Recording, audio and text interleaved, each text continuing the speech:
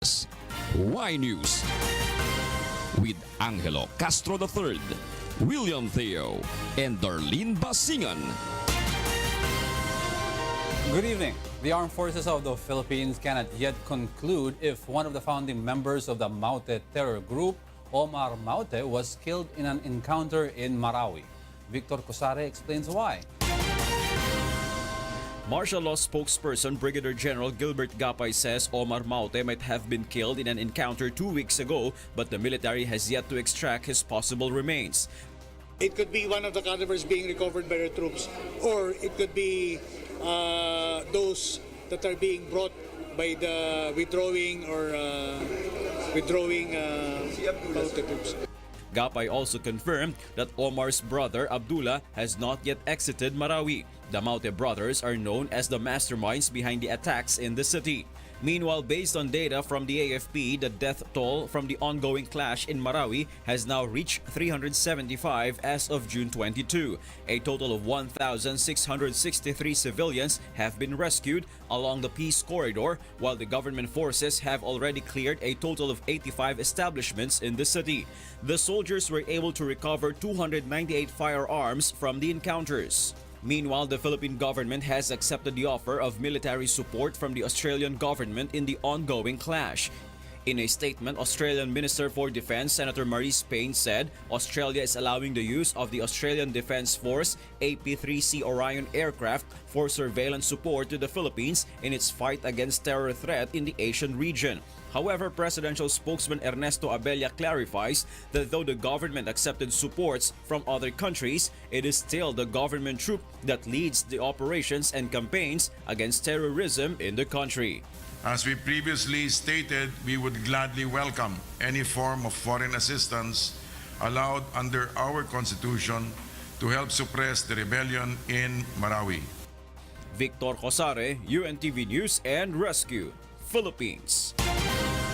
Meanwhile, the Malacanang and the Armed Forces of the Philippines downplay threats of the Bangsamoro Islamic Freedom Fighters or BIFF against President Rodrigo Duterte.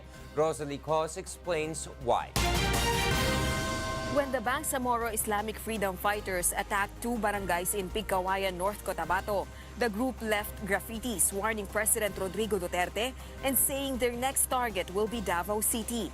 But the military says such was a desperate move of the bandit group. And they were expecting a result in the furtherance of with what they want to achieve. That papapansin ba na we're still here, we're still a force to reckon with. But it turned out to be otherwise. That's why nung napahiya na sila, so before they fled, they destroyed some the schools there, classrooms, and even picture of our president, and they uttered certain things. So parang these are desperate moves on their part. For its part, the Malacanang belittles the capability of the terror group. There is no ground support for them. Even reports from the evacuees, they're saying actually that they do not like this, they do not want this. And so it goes back to that. I think we need to go back to the fact that really this is these are isolated groups that are brilliant at media manipulation. However, they do not have the necessary support coming from the ground itself. AFP revealed that like the Maute terrorist group, BIFF also pledged allegiance to ISIS. The military also does not deny the possibility of BIFF having tactical alliance with the Maute. And like in the previous attacks, BIFF could also send reinforcements for Maute. However, the military assures that it controls the situation and it can stop any threat of violence by the BIFF. Being a local terrorist group is also a target of military operations. A dedicated unit is right now tasked to address this threat. And just like our efforts against the Maute group, we will sustain our operations against the BIFF until they have been decimated. Meanwhile, the military is sure that the Presidential Security Group is ready to secure and protect the president wherever his engagements will be. Rosalie Cos, UNTV News and Rescue, Malacanang. The Bureau of Immigration, or BI, closely monitors the arrival of foreign students in the country. Foreign students undergo tighter screenings to ensure that they possess valid and authentic documents, following reports that the terrorist groups use foreign nationals to join their movement in the country. Nevertheless, BI says the situation in the country does not have a huge impact on foreign student arrivals. Wala kaming nanonotice na remarkable decline in the processing of visas as far as foreigners is concerned, given the situation as it is now, no? In other news, displaced residents of Pigcawayan, North Cotabato have begun returning to their homes. Ray Pelayo tells us why. The situation in the town of Pigcawayan, North Cotabato returns to normal after the one-day clearing operation of the military in the town that was raided by members of the Bangsamoro Islamic Freedom Fighters, or BIFF, last Wednesday. As to the report of the PNP and the military, okay naman ang area, is clear naman. So we need to na lang siguro na ma-ensure lang yun kay kabalo ka before ta magbalik. As the part of the LGU, gusto na mo itong taas na degree of assurance. Pigcawayan local government spokesman Jeslar Garcesa says they are waiting for the recommendation of the town's mayor before formally allowing the return of the displaced residents. More than 1,700 residents of Pigcawayan evacuated the town. Meanwhile, although the Pigcawayan officials have yet to formally allow the return of the residents, though the number of evacuees at the designated temporary shelter is decreasing as some of them have already left. Before sila ipauli, na-adyo mga briefing sa together with our mga barangay captains. Wala na mo sila ginapugnan, however, gina-advisean po na hulat lang tag ka ng further instructions or ano. So actually ma'am, pinanguli. More or less 300 evacuees have already returned to their homes. It can be recalled that BIFF members attacked Pigcawayan last Wednesday. 6 were killed and 8 were injured on the part of the BIFF, while one Kafgu member was killed and 2 others were wounded. A civilian was also killed by the BIFF while one was injured. The Armed Forces of the Philippines insists that terrorist groups are just employing diversionary attacks to divert the attention of the military and police from the crisis in Marawi City. What happened in Pigcawayan recently was in retaliation of and somehow a diversionary attack resulting from the major setbacks they have been experiencing in their stronghold in Maguindanao. Ray Pelayo, UNTV News and Rescue, Philippines. The Manila Police District insists that the explosion that happened at one of its police stations is not an act of terrorism. Grace Casin tells us why. Hindi po natin pwede i-consider na act of terrorism yan. Unang-una po, ang signs po ng act of terrorism, it is premeditated. Well-planned po yan. At expectedly, kapag it is an act of terrorism, meron po yung casualty. So dito po sa nangyaring pagsabog po, wala pong casualty po dito. At ang possible motives na tinitignan po natin dito, yung away ng magkabilang grupo doon sa Tuason Street at saka doon sa Zapanta Street. This is how the Manila Police District described the incident that caused the explosion this morning near the Police Community Precinct in Arellano Street, San Andres Bukid, Manila. According to MPD PIO Police Superintendent Edwin Margajero, the device used in the incident was a hand grenade. There were no reported casualties, but 3 vehicles were damaged from the blast. Meanwhile, MPD is deploying over 500 policemen across Manila to prepare for the celebration of Idul Fitr on Monday, June 26. MPD will issue a traffic advisory on Sunday to guide the public about the areas near Quirino Grandstand and in Quiapo that might be affected by the celebration. Magkakaroon po ng paneling dun sa area, magde-deploy po tayo ng Special Reaction Unit.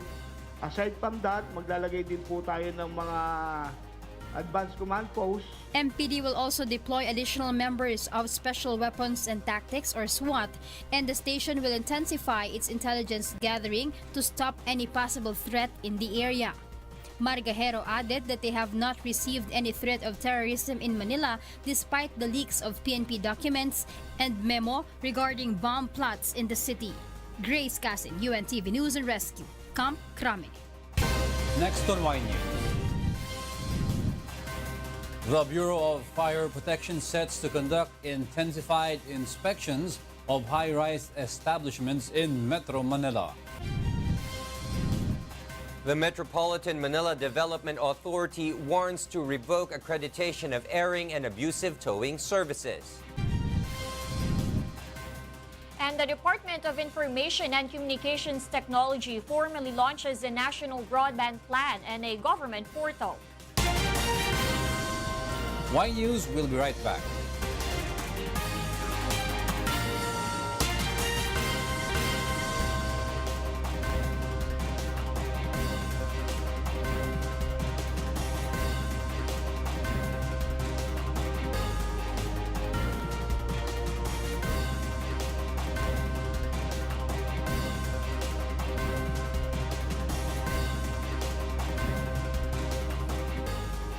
A UP professor fears that the proposed bill that seeks to penalize dissemination of fake news will possibly violate the rights of legitimate journalists. Nel Marie Buhok will tell us why. Media personalities and organizations that disseminate fake news will face heavy penalties. In a proposed bill authored by Senator Joel Villanueva, those proven to have posted and distributed fake news may be penalized with 5 million pesos as fine and imprisonment of up to 5 years. Those who share and help in further disseminating fake news items will also be penalized with 3 million pesos and up to 3 years jail time. A media organization or a social media platform who will not remove a fake news item will also be fined with 10 to 20 million pesos and possible imprisonment of up to 20 years. Under the proposed bill, a news item is considered fake if it promotes propaganda that result in panic, division, chaos, and violence. However, University of the Philippines professor Danilo Araw says the provisions in the proposed bill need further detailing and clarification as the bill may possibly violate the rights of a legitimate journalist. Pwedeng masabi na unconstitutional ito dahil malinaw naman na nakasaad sa ating Bill of Rights na no law shall be passed abridging, among others, the freedom of speech and of expression. Araw adds that the bill is not the solution to stop the dissemination of fake news items. Ang sagot sa fake news ay self-regulation, hindi po regulasyon. At kung usapin niya ng fake news, ang magsisettle po diyan ay hindi court of law, kundi yung court of public opinion. On the other hand, while Senator Bam Aquino supports the bill, he says some provisions need clarification, among which is what are the bases that determine if a news is fake or not. Nel Maribuhok, UNTV News and Rescue, Pasay City. The Department of Information and Communications Technology formally launches today the National Broadband Plan and the government portal. Aiko Miguel tells us why. The Department of Information and Communications Technology, or DICT, has officially presented this morning the National Broadband Plan, which aims to provide faster and stable internet connection in the country. Just recently, the DICT installed free Wi-Fi connection along EDSA, which signals the start of the massive internet connectivity in the Philippines. Itong sa Maynila, particularly on sa EDSA, nararamdaman naman na nila. In fact, I am receiving a lot of comments saying as na talagang bumilis. Following this, the DICT also plans to install free Wi-Fi at schools and public areas.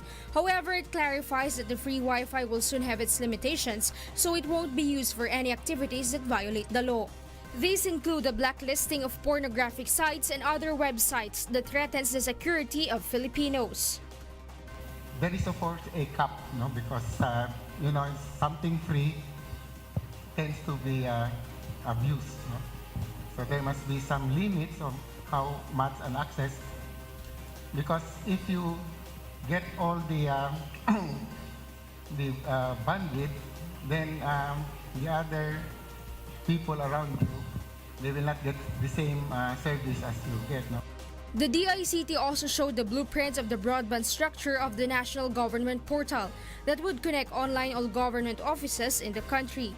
DICT is waiting for the executive order of the president for the implementation of the national government portal or the gov.ph. It would be the sole website for government information, transaction, and services. Mandating through an executive order government agencies to integrate and come on board the national government portal.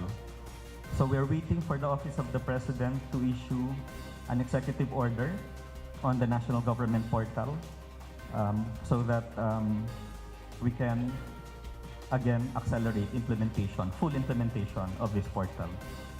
The government department is also looking for existing facilities like that of the National Grid Corporation of the Philippines for the possible use of fiber optic network for the said program. Aiko Miguel, UNTV News and Rescue, Pasay City. The National Food Authority maintains that there is no fake rice being sold in the Philippine market. Joyce Balancho will tell us why. The 6 samples of alleged fake rice have passed the laboratory tests of National Food Authority or NFA.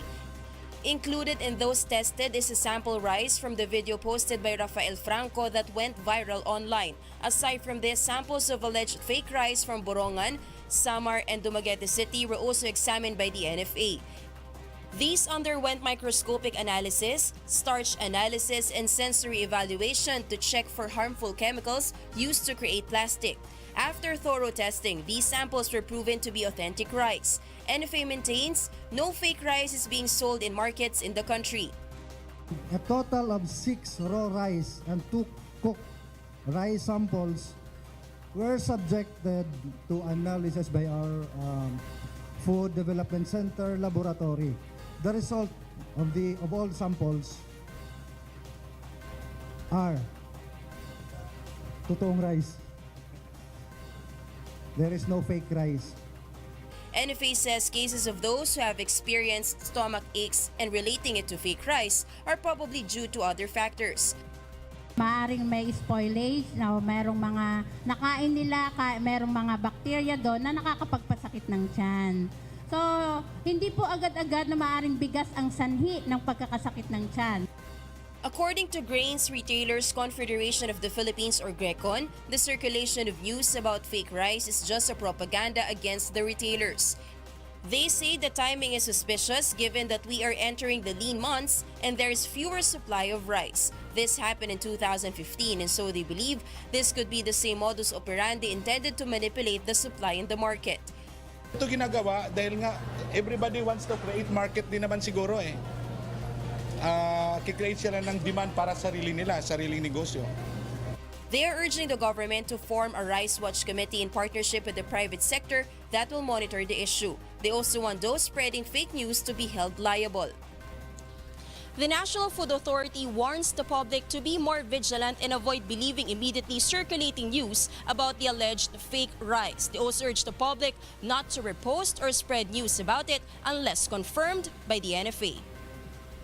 NFA reminds the public in case they are suspicious over the quality of rice they bought in the market to better observe its features and bring samples to the NFA laboratory for testing. Joyce Balancho, UNTV News and Rescue, Quezon City. The Bureau of Fire Protection, or BFP, will conduct intensified inspections of high-rise establishments in Metro Manila. Maki Libradilla will tell us why. The BFP-NCR admits not being ready in the event of a huge fire similar to that of the Grenfell Tower in London occurs in Metro Manila. Fire Director Kwan Chu says aside from insufficient manpower, they also lack equipments. I admit we don't have the capability, totally capability of addressing a high-rise fire considering that we have a limited ladder truck only. So what we will do is really to climb using the stairwell para makapag-fire operation tayo, and that will cost a lot of time for a firefighting operation. And for now, BFP only has a few of the ladder fire truck necessary in responding to fires in high-rise establishments. Although the BFP receives a budget of 3 million pesos yearly, the Fire Bureau cannot buy its needed equipment due to the slow procurement process of the government. This is why the BFP calls on the government to prioritize the needs of the Fire Bureau so it could prepare for huge emergency situations. 30 years, 25 years, so no need to make assessment or analysis. As a preparatory measure, the Bureau of Fire Protection National Capital Region has ordered its offices to conduct stricter inspections of high-rise buildings in Metro Manila. The BFP will have to inspect within 45 days in 1,700 establishments, aside from government-owned ones and those within the Philippine Exclusive Economic Zones. The Fire Bureau will check if establishments follow fire safety and emergency compliance standards. Under the rules, an establishment with more than 50 occupants should have a fire brigade team that underwent BFP trainings. We need to comply because we don't want the same incident that will happen in a high-rise building kagaya dun sa ibang bansa, no? The Fire Bureau will issue notice to comply to establishments found not complying with fire safety standards. Those who fail to comply with closure orders to fines. The government has already issued more than 60 closure orders to those found non-compliant to safety standards. Maki Libradilla, UNTV News and Rescue, Quezon City. Meanwhile, the Metropolitan Waterworks and Sewerage System, or MWSS, in cooperation with other groups, have launched a tree planting challenge in some watersheds in Luzon. Ray Pelayo explains why. Ipodam in Norsagaray, Bulacan is one of the sources of water supply for Metro Manila. Despite the vast number of trees, the area still has to be forested to prevent soil erosion. Thus, MWSS together with other civic groups have launched the 5 million tree challenge, which will run in the next 5 years. Administrator Reynaldo Velasco believes they would like to surpass their target of 1 million trees a year, as they already have received a commitment of 1.5 million trees to be planted this year. This is a challenge na para sigurado ma-secure natin ang tubig ng Manila, malinis. According to MWSS, around 4 million liters of water come from Ipo Dam every day for Metro Manila. That is why its watershed should be protected. After 5 years, the planted trees will be helpful in preventing soil erosion. Other areas to where the tree planting is set are watersheds of Angat, Umiray in Quezon, La Mesa, Marikina, and Laguna Lake. MWSS also plans to build a dam between the dams of Angat and Ipo to collect water during rainy season. Around 14 million residents in Metro Manila and nearby areas depend on the water from Angat Dam. Ray Pilayo, UNTV News and Rescue, Quezon City. And in other news, the Metropolitan Manila Development Authority warns it will revoke the accreditation of towing services companies. Joanne Nano explains why. Metropolitan Manila Development Authority Chairman Danilo Lim summoned the owners of 33 MMDA-accredited towing services. This after the agency received complaints of irregularities and alleged erring and abusive towing companies on motorists. Among the complaints received were the supposed taking over of towing personnel on the steering wheel to forcibly pull the vehicle and penalize the owners even without violations. There were also some towing services that use ropes instead of shackles to tow vehicles. Some towing services use trucks that do not have license plates. Mga tao na nagtoto, mga nakachinelas, nakasando, naka-short pants, baka nakadroga pa yan. Napilit na inaagaw yung mga manibela ng mga sasakyan para mato. Yung gusto lang nilang magto. Yung mga modus na, syempre, marami dyan kakutsabi rin yung mga tao namin sa MMDA. With this, the MMDA plans to issue new regulations in towing vehicles to prevent abuse and corruption. Chairman Lim insists on towing services owners that they should foremost provide service to motorists and not just focus on making money. In the prevailing rules in towing and impounding, vehicles that broke down or is involved in accidents and those that are illegally parked may be subjected to towing. On the other hand, there is no need for towing even if a vehicle is illegally parked, but the driver returns to park it to a designated parking space. The towing service instead may use violation ticket with 500 peso fine indicated in it. But suppose the towing service has already alerted the driver by sounding their truck horn 5 times, and still the driver did not return to check on his vehicle, then that is the only time that the towing service may hold the car and bring it to the impounding area. The MMDA wants to amend this regulation and plans to consult with the Automobile Association of the Philippines on its good towing system. Towing services owners manifest their support to the planned reform. Makakatulong naman po siguro, basta susunod lang po. Tsaka nangako naman po si General Lim na napatas yung pagbibigay nila ng deployment sa mga towing. The MMDA targets to release the new IRR in July. John Nano, UNCV News and Rescue, Makati City. The chairman of the Metropolitan Manila Development Authority or MMDA says it is not possible to immediately resolve the country's problem on traffic. Joan Nano is back to tell us why. Metro Manila has been experiencing problems on traffic for more than 20 years now, according to the Metropolitan Manila Development Authority or MMDA. Data from the agency reveals that almost 2.7 million vehicles ply through Metro Manila as of today. And this rainy season, motorists are expecting heavier flow of vehicles on major roads. Talagang matraffic talaga pag maulan, lalo na dito sa circle. Ang haba ng traffic dyan, inaabot kami ng 4 na oras, 5 oras bago makarating dito sa MRT. Ay talagang matraffic po. Lalo na kung halimbawa, tulad lang sa circle, yung circle laging binabaha, ay matraffic. Yun ang number 1, yung baha. MMDA Chairman Danilo Lim says the agency is studying possible solutions to the worsening traffic situation in Metro Manila. Among this is the implementation of the odd-even scheme that would help lessen the number of vehicles plying roads every day. But doing so will need the approval of Metro Manila mayors. The newly designated MMDA chief says he's just new to the job and admits it is not easy to provide immediate solution to the almost 20-year problem of motorists and commuters. Multi-sectoral ang approach sa solution dito. Alam ko yung traffic, alam ko yung disappointment ng mga tao. But meantime, yan lang ang mga kalsada natin ngayon eh. Gusto din yung gawin ko yung solusyon. 1 buwan pa lang ako dito. When asked when the country's problem on traffic will end, the MMDA chief has this response. Huwag ninyo akong ng time dahil hindi ninyo ako pwede itali sa time na yan. Hindi tayo time bound, pero tuloy-tuloy yung ating trabaho.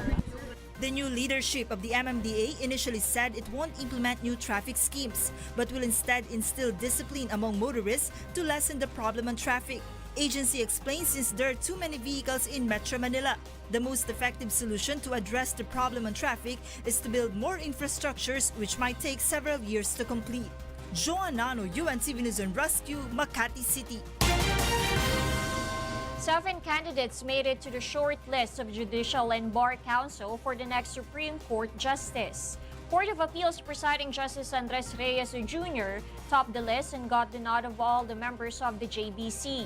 Also making to the shortlist were 5 CA Associate Justices, namely Rosemary Carandang, Jose Reyes Jr., Apolinario Bruselas Jr., Kaparde Maapaw, and Amy Lazaro Javier, along with private lawyer Rita Linda Jimeno.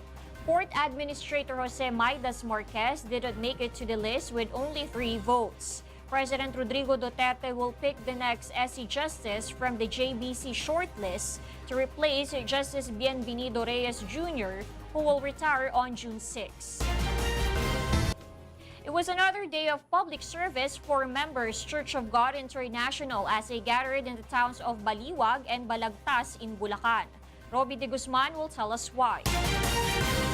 Bloodletting is one of the regular public services rendered by members Church of God International. Among those who supported the activity were Bulacan residents, particularly in the towns of Baliwag and Balagtas. Sa bawat patak ng dugo na ating ibinibigay, tayo po ay nakapagbibigay ng tulong sa ating kapwa-tao. Nagbibigay po tayo ng buhay sa ating mga kababayang nangangailangan po ng dugo. Tayo po na nakakaalam po na at natuturuan na makagawa ng mabuti. Alam natin na itong advokasya na to ni Kuya ay malayo yung mararating at maraming maikinabang. Malaking benepisyo sa atin. Una-una, kung meron kang sakit, malalaman mo yung sakit mo. Pangalawa, yung dugo natin, kung di natin napapalitan o nababawasan, malaking bagay na malinis yung dugo natin. At pangatlo, yun nga, yung maitulong mo, maibahagi mo yung dugo mo, yung buhay sa iba. The blood units collected from Tarkan Baliwag will be donated to the Philippine Blood Center, while the blood units collected in the bloodletting activity in Balagtas, Bulacan will be given to Bulacan Blood Council. 9 years na pong kapartner namin ng ADD Bulacan sa Voluntary Blood Donation Program ng Bulacan. Quarterly po silang sumusuporta sa blood donation program ng Bulacan, and marami pong natutulungan, particular sa mga Bulakenyo. Kung di naman po sila nakakapag-recruit ng blood donors, wala po tayong magiging blood donation. Robert Guzman, UNTV, News and Rescue, Philippines.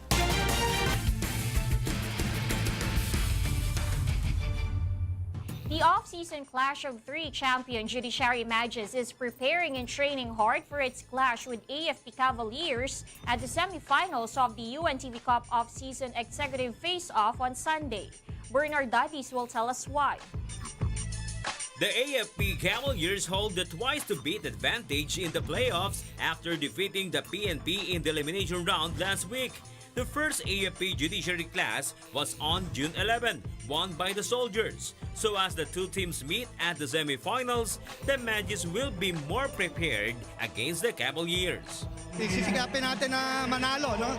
Para makalaro tayo sa finals. Hard practice kami para manalo kami ng isa pa. The Cavaliers' game plan, more pressure on the Mages. Yung dating ginawa namin game plan, siguro ganun pa rin. Medyo dadagdag na lang kami. Siyempre, last 2 games na yan, finals na yan. Ibigay na lang namin lahat. If the AFP wins, the team advances to the finals and will battle against the winner in the PNP DOJ match, which happens at 3 p.m. Bernard Dadis, UNTV News and Rescue, Philippines. What would Will or Darlene do with a lawnmower? Well, You were suggesting. Well, I was thinking, when I saw the item, I thought that he would be pushing it with his chin to actually mow the lawn. But I didn't know it was the way... Balancing, like the way a seal would balance a ball. Yeah, I will just use it the way it should be used. Not with a chin. No, I can't do that. That's very difficult, it's a weekend. but it was very difficult. Happy yes. weekend to everyone. Happy weekend. Those are the reasons behind the news, June 23, 2017. I'm Angelo Castro III. Reasons we deliver to you as they unfold. I am William Theo. And I'm Darlene Basingan, because we need to know. We will always ask why. Thank you for watching Y News.